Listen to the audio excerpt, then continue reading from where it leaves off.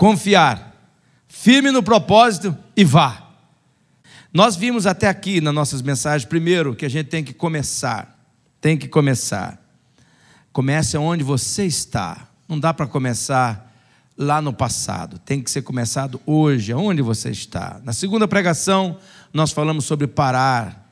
Que nós temos que fazer paradas estratégicas para a gente conferir o nosso roteiro, as nossas prioridades, a nossa vida. Na terceira pregação nós falamos sobre permanecer. Nós não podemos fugir da presença de Deus.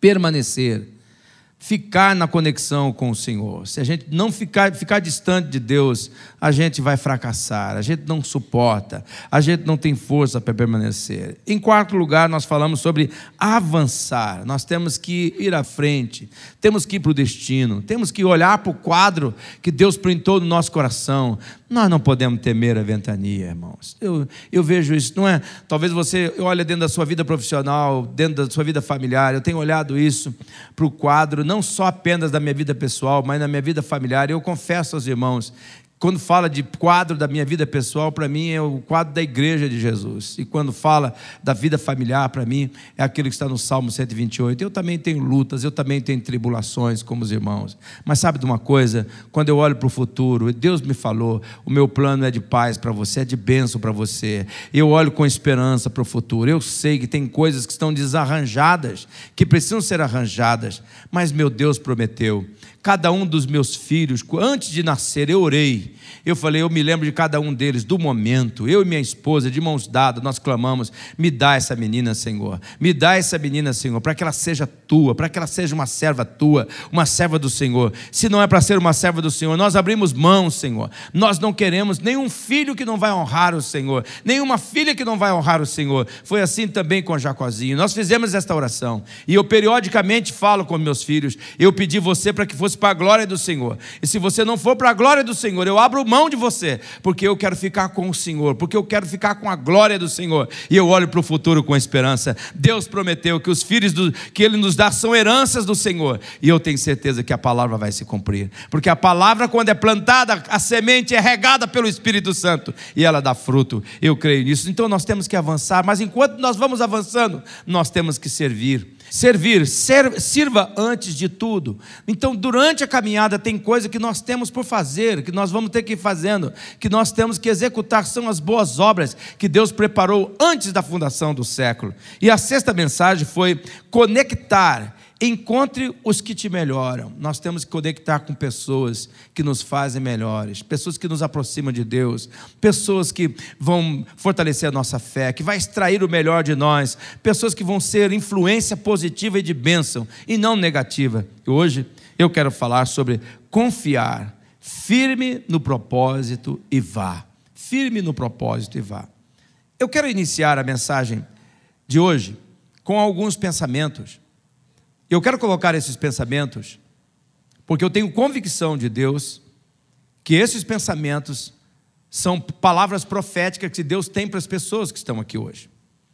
Nós estamos com o comércio aberto e muitos estão trabalhando. Hoje nós temos aproximadamente 650, 700 pessoas no nosso culto.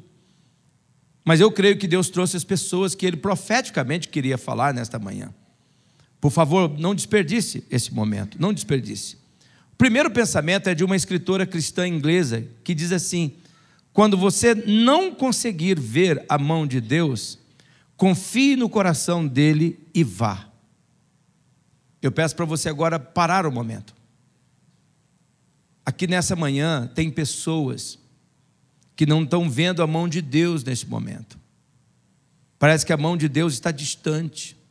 Parece que Deus não está fazendo nada.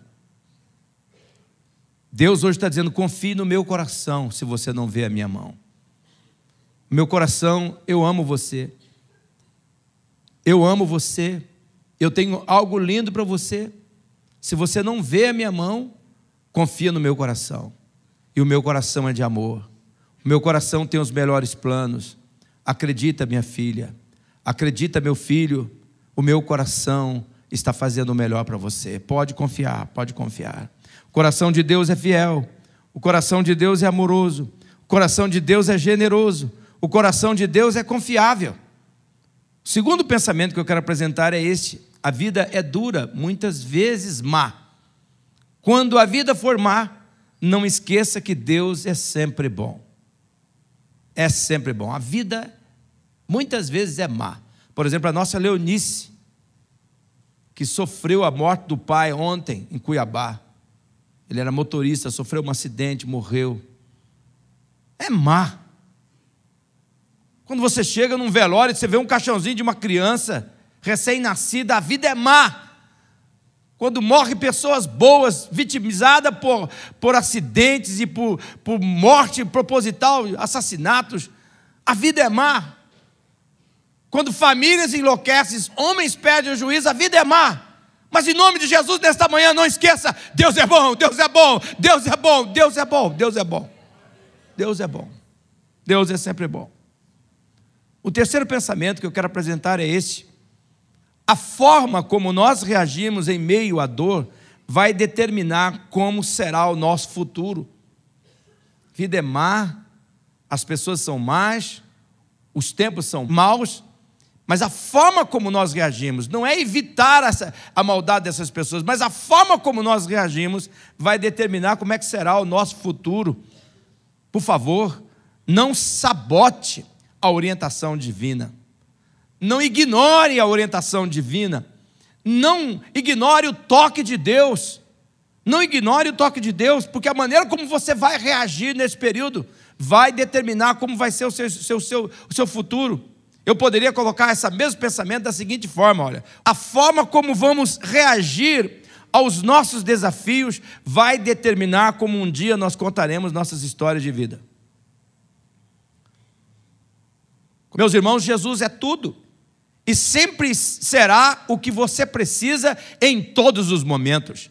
Quando você está se afogando, você precisa de um salva-vidas. Quando você está numa tempestade, você precisa de um abrigo. Quando você está sofrendo, você precisa de um consolo. E aí, Jesus sempre será o Salvador, o nosso Salvador. Jesus sempre será o nosso abrigo. Jesus sempre será o Consolador que nós precisamos para cada momento. Então, em nome de Jesus, escute isto. Não adianta você reclamar. Não adianta você ficar falando com as pessoas. É aquietar e saber que Ele é Deus Salvador, Deus abrigo, Deus Consolador. Você deve firmar a sua mente, os seus olhos, sua fé no propósito e seguir adiante na presença de Jesus que está com você. Não importa o quão solitário você se sinta, não importa quão difícil esteja sendo o trajeto, de jeito nenhum. Você deve focar os seus olhos no Senhor Jesus, no propósito que Ele deu a você. E aqui, meus irmãos, eu tenho um toque do Espírito Santo aqui nesta manhã. Quando você está no barco com Jesus, não significa que o barco não vai balançar, significa que ele não afundará. Por favor, escute esta palavra aqui nesta manhã. Escute o que Deus está falando conosco aqui nesta manhã. Não significa que o teu barco não vai balançar. O que Jesus está dizendo é, ele não vai afundar, o vento vai soprar, mas ele não vai afundar. Ó, não temas, sou contigo. Ó, por que duvidar sobre as ondas do mar? Quando Deus está contigo, o Senhor da terra e do céu está contigo. Não esqueça que Deus é o nosso refúgio, é a nossa fortaleza, é o auxílio sempre presente na adversidade. Por isso nós não temeremos, embora a terra trema e os montes afundem no coração do mar. Deus é o nosso socorro sempre presente, como diz o Salmo 46, no verso 1, no verso 2. Jesus não só está com você em meio às tempestades, mas também Ele vai usar as tempestades para atingir o propósito que Ele mesmo estabeleceu para a sua vida. Um propósito de bênção, de alegria, de vitória. Nós podemos confiar nisso. Quanto mais você aprende a confiar em Deus, mais você vai crescer. Quanto mais você aprender a confiar em Deus, mais você vai crescer. Na mensagem de hoje, eu quero meditar com você no texto de Filipenses, no capítulo 3, no versículo 12, 13 e 14. Não que eu já tenha obtido tudo isso, ou tenha sido aperfeiçoado, mas eu prossigo para alcançá-lo, pois para isso também fui alcançado por Cristo Jesus. Irmãos, eu não penso que eu mesmo já o tenha alcançado, mas uma coisa faço, esquecendo-me das coisas que ficaram para trás E avançando para as que estão adiante, eu prossigo para o alvo, a fim de ganhar o prêmio do chamado celestial de Deus em Cristo Jesus. Que o Espírito Santo coloque essa palavra na nossa mente e coração hoje. Eu quero mostrar aqui para meus irmãos como é que nós vamos poder confiar e firmar no nosso propósito e prosseguir, orientados por Deus. Em primeiro lugar, para firmar no propósito e seguir sobre a orientação divina, não se acomode. Não se acomode, não se acomode. O conformismo é carcereiro da liberdade e o inimigo do crescimento. O conformismo é uma das piores formas de morte que uma pessoa pode sofrer. Acomodar-se é muito mais fácil do que tentar. Para vencer, meus irmãos, as situações difíceis, nós precisamos procurar evoluir. Nós precisamos procurar nos tornar melhores, mudar a nossa vida. Temos que sair da zona de conforto, temos que deixar a zona de conforto, temos que abandonar a preguiça, nós temos que estar em constante movimento, nós temos que estabelecer um ritmo de vida de constante mudança. Nós carecemos diariamente manter a nossa mente longe da acomodação, e Paulo, ele é um exemplo disso. No texto lido, é bem claro, como nós vemos no verso 12, Paulo diz assim: não que eu já tenha obtido tudo isso, ou tenha sido aperfeiçoado, mas eu prossigo para alcançá-lo. Eu prossigo para alcançá-lo. Não que eu já tenha obtido, mas eu prossigo para alcançá-lo. Veja que Paulo confessa que já tinha conseguido um bom avanço pessoal. Veja que ele diz também, ele reconhece: eu não cheguei aonde eu deveria. Quando eu olho para trás, eu vejo que eu já conquistei muitas coisas, mas quando eu olho pela frente, eu vejo que ainda para frente, eu ainda vejo que não consegui tudo. Ele não é uma pessoa conformada, ele vê a conquista como um estímulo, como um desafio. Ele não permite que a distância lhe distraia da estrada, ele não se acomoda, ele prossegue, e para superar situações difíceis, nós temos que adotar uma postura de não conformismo. Nós temos que alimentar diariamente o desejo de mudar a realidade que se instalou no nosso entorno. Eu vejo aqui, irmãos, a necessidade de fazer um alerta para aqueles que querem viver sobre a orientação divina. E o alerta é este: a acomodação pode ser produto da nossa distração. Pode ser produto da nossa distração. Muitas vezes a gente fica considerando o trajeto que nós estamos fazendo, talvez considerando as dificuldades que nós estamos enfrentando, talvez avaliando os obstáculos que apareceram no nosso caminho, talvez medindo a fúria das contrariedades.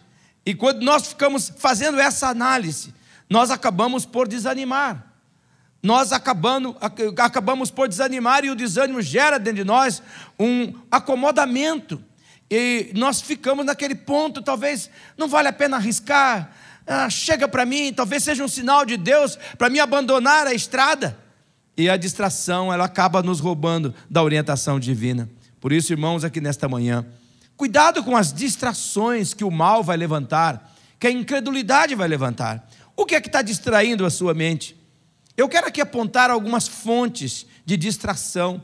Rapidamente, eu não quero mostrar para vocês, e eu peço ao Espírito Santo que nos ajude a entender isso nesta manhã. A primeira fonte de distração é a pena. É quando a gente se sente injustiçado pela vida. É quando a incredulidade nos leva a construir uma atitude de vítima. O pensamento que as coisas ruins só acontecem comigo. Ele fala para a mulher que está sozinha, criando um filho ou criando uma filha: você é uma coitada, você não tem as mesmas oportunidades. Ele diz para aquele que não ganha tão bem quanto o outro lá no trabalho: está vendo como que a vida não dá para você, não dá certo para você? E aí, então a gente começa a sentir pena, dó de nós mesmos. Esse pensamento que as coisas ruins só acontecem conosco.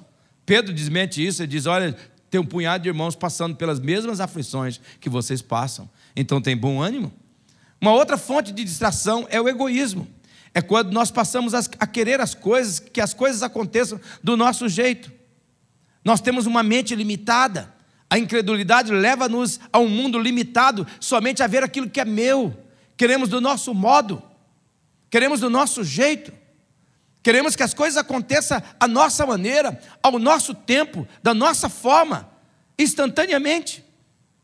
Outra fonte de distração é o prazer. É quando nós passamos a buscar a gratificação pessoal.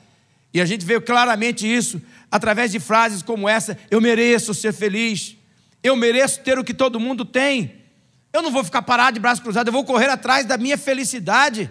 E aí, meus irmãos, nós caímos na armadilha do hedonismo, do prazer, da sensação, da emoção favorável, e nós sabemos que a vida não funciona desta forma. Uma outra fonte de distração são os amigos. Quando nós escolhemos repartir a nossa vida com pessoas com prioridades diferentes, com valores diferentes, com interesses diferentes, com compromissos diferentes.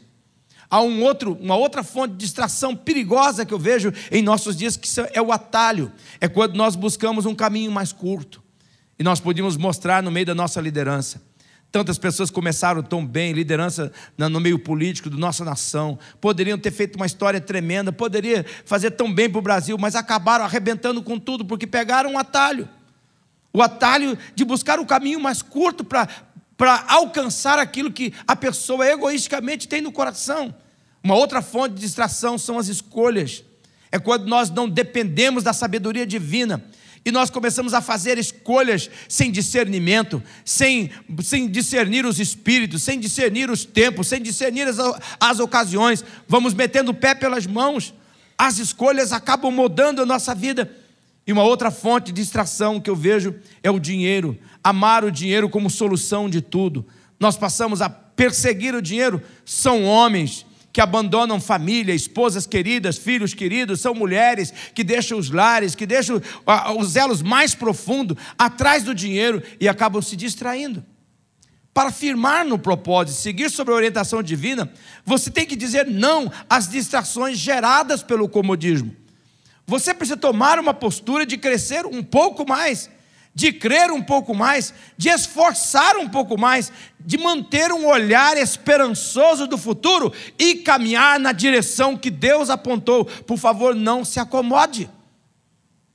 Talvez você está chegando nesse final de ano, satisfeito, contente com um punhado de coisa. Em segundo lugar, para firmar no propósito e seguir sobre a orientação divina, tenha uma visão correta de si mesmo. É isso que eu vejo no texto de Paulo. Quero deixar bem claro, meus irmãos, que é fundamental a autoconfiança, que é fundamental a autoestima. Eu tenho que confiar nos atributos que Deus deu a mim, nos talentos, nas habilidades que Deus deu a mim. Eu tenho também que ter autoestima, tenho que gostar de ser a pessoa que eu sou. No entanto, meus irmãos, há um ponto em que esses traços de personalidade deixam de ser virtudes. Quando é que isso acontece? Acontece quando uma pessoa se sente mais importante do que as outras ou acima de qualquer crítica. É quando a pessoa acha que sabe tudo e não percebe de maneira nenhuma a necessidade de pessoas ao seu lado e passa a se vangloriar, a dar glória a si mesmo. Em resumo, é o ponto em que as pessoas deixam de ser humildes. Existem muitas pessoas que acham que humildade é negar seus potenciais. Humildade, na verdade, irmãos, implica em ter uma visão sensata de si mesmo e dos outros. Por isso, se você deseja firmar-se no propósito e seguir sobre a orientação divina, confiando na orientação divina, tenha uma visão correta de si mesmo. Fuja a todo custo do orgulho, da soberba. E é isso que nós vemos no texto de Paulo, no versículo 13. Ele diz assim com muita clareza: irmãos, não penso que eu mesmo tenho alcançado, mas uma coisa eu faço, esquecendo-me das coisas que ficaram para trás e avançando para as que estão adiante. Não penso que eu mesmo já tenha alcançado. Veja que Paulo é humilde. Ele reconhece: eu ainda não cheguei lá. Eu um dia chegarei, mas ainda não cheguei. O que é isso? Paulo tinha uma visão sensata de si mesmo. O que é ter uma visão sensata de si mesmo? Paulo vive na medida da graça. Como é que é isso? Paulo vive nem abaixo e nem acima da graça divina. Por quê? Acima seria o orgulho, abaixo seria a ingratidão. Paulo vive nem abaixo e nem acima da graça divina, porque ele sabia que acima seria orgulho e abaixo seria ingratidão. Eu peço que Deus agora fale com você. Quem sabe há pessoas aqui que estão vivendo abaixo da graça. Deus deu potencial, deu um punhado de coisas para você ser útil e você não acredita. Você se sente inferiorizado. A Bíblia chama isso de ingratidão. Ou talvez você está vivendo acima. Você pensa que se basta. É um orgulhoso ou uma orgulhosa. Deus hoje nos chama a atenção. Chama a minha atenção. Chama a sua atenção. Nenhuma pessoa se firmará no propósito estabelecido pela orientação divina sem uma visão sensata de si mesmo. Por isso, se você deseja firmar-se no propósito e seguir sob orientação divina, continue humilde, continue um aprendiz, continue estando em construção, sendo ensinável. Eu quero tentar colocar para vocês um quadro de como é que nós podemos construir uma visão sensata de si mesmo. Como é que eu posso construir uma visão sensata de mim mesmo? Veja, primeiro vem humildade. E o que é humildade? Eu sou o que sou pela graça de Deus. Eu sou o que sou pela graça de Deus. Não tem a ver comigo. Se eu me esforço para crescer, tem a ver com a graça de Deus. Se eu descubro talentos, tem a graça de Deus. Se tem habilidades, tem graça de Deus.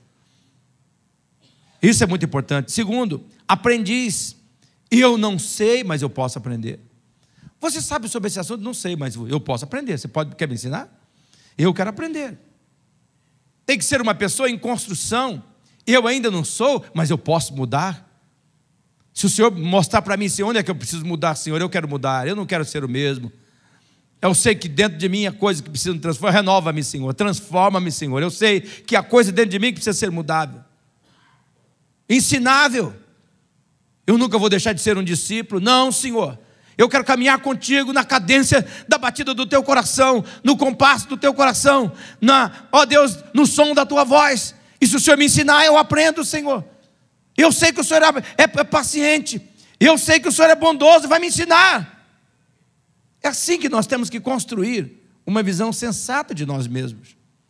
Se nós enfrentarmos, irmãos, o ano de 2019 construindo uma atitude sensata de nós mesmos, pode ter certeza que isso vai provocar, primeiro, uma reação no céu.